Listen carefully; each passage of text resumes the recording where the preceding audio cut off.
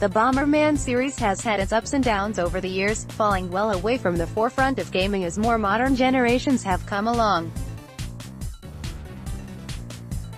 That's not to say it has disappeared entirely though. In 2017 saw Super Bomberman R hit Nintendo Switch. Now it has arrived on both Xbox One and PS4, as well as seeing a release on Steam, with each version offering up exclusive characters to play as. So how does it stack up? Straight off the bat you are given a choice between Standard and Grand Prix modes, with the former offering up a campaign story which sees the Bomberman clan taking on the evil Emperor Bugler. The campaign takes the clan through various environments that will see you tackle various levels and eventually a boss for each environment. Levels are mostly broken up into 3 distinct categories: defeat all enemies, find all the switches, and collect all the keys. This certainly doesn't offer up much variety and it falls to the level design to keep you interested, something that it initially manages to do quite well. But soon it all descends into mind-numbing repetition, with bosses that are mostly set in open arenas leaving you to mash your bomb placement until defeated. It amazes me that after all these years the Bomberman series still feels like it is so against shaking up the formula of its campaigns in any way other than offering up the odd new power-up. It is no different here. Just rinse and repeat until you reach the end. Alongside the campaign, and the standard selection also offers up the classic battle mode, which comes in both offline and online varieties, supports up to 8 players and brings with it deathmatch and team deathmatch modes. The options are a little thin on the ground for a Bomberman title, only allowing you to turn off various amendments like special abilities and skills, adjusting the match length and difficulty of AI. I would have expected a little more customization here, as you would usually have the option of switching on or off various power-ups and abilities. Initially you only have a few arenas unlocked too, but as you play you can earn coins to purchase more.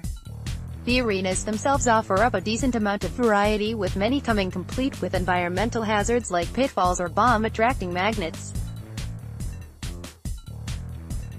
However, each new arena costs 4,000 coins to purchase, which requires a fair amount of grinding on the more standard levels to unlock. This means you are often pretty bored by the time you have purchased a new arena. The AI does thankfully offer up a decent challenge on normal difficulty and will often push you to the last set. This makes matches against the AI tense enough to keep you entertained and, crucially, it never feels like you have been cheated out of victory. Meanwhile, local multiplayer is a joy to play. It harks back to bygone days of all players sitting around a TV having an absolute blast, and this is where Super Bomberman R is at its absolute best. Online multiplayer is frankly a non-starter though. I would say this is due to a small player base, as I found myself waiting upwards of 15 minutes for a match to start. It would be hugely beneficial if the game included AI players if you have been waiting a certain period of time for a match to gather players. You will also find included a shop in both Standard and Grand Prix modes, offering up hats, characters and arenas in exchange for coins won during battles. There is a huge variety of hats and characters up for grabs, including some really interesting cameos from the likes of Simon Belmont and Pyramid Head among others, whilst each version of the game gets an exclusive character. For the Xbox One version we get Master Chief, and all characters are well designed and voiced pretty well, even if some can come across a little cheesy at times. There is also a Grand Prix mode included, and this is basically ranked play. Includes a loose plot which sees you trying to become the best bomber in the universe, defeating all evil along the way. You start off at the bottom of the rankings and need to win matches to work your way up. It comes in both local and online varieties, although the online mode is the only way to work up the rankings, and it also allows you to include local players in online matches. Once again, however, it is almost impossible to get into an online match, as there simply aren't enough people playing, and due to the nature of the mode, if enough players don't join the game it will automatically close the lobby. As of the time of writing this review I have been unable to get into a single Grand Prix match. This is no fault of the developer, as the mode itself appears well-crafted and looks like it would hold any player's attention much better than the standard multiplayer mode, but it must be pointed out that those looking to enjoy some online Grand Prix bombing action may well be disappointed. Presentation-wise though, and Super Bomberman R is pretty good, with bright colors and nice blocky graphics that retain the classic feel, all while offering a really decent perspective that crucially doesn't let you lose position of the character on screen. The sound is pretty good too, although some of the background music can begin to grate after a while. In all, Super Bomberman R is just a bit of a non-starter. The lackluster campaign is only good to hold your attention for so long, and the modes that really matter are criminally held back by a low player count.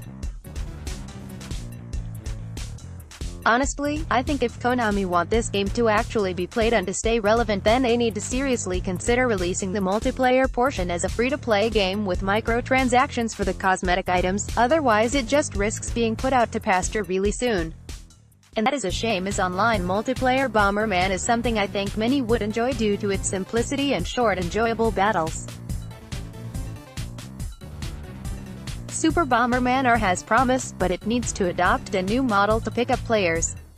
The Bomberman series has had its ups and downs over the years, falling well away from the forefront of gaming as more modern generations have come along.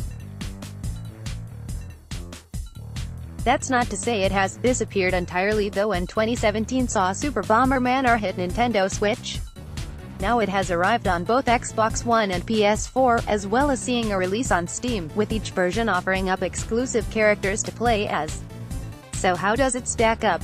Straight off the bat you are given a choice between Standard and Grand Prix modes, with the former offering up A. Super Bomberman R Review. Super Bomberman R Review, the 26th of June 2018. Tom Heat. Local multiplayer is always a blast. A well-crafted multiplayer suite. Online modes are pointless without players, repetitive, and an interesting campaign mode. Massive thanks to Konami. Formats: Xbox One Review, PS4, PC. Release date June 2018. Price £34.99.